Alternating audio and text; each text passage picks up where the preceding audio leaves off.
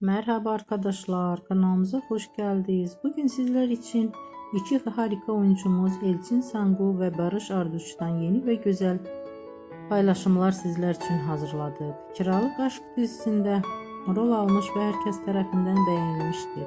Biz de sizler için onların güzel ve romantik karelerini hazırladık. Bu videoların devamlı gelmesini istiyorsanız kanalımıza abone olup yorum yazmayı unutmayın. Hələlik bizdən bu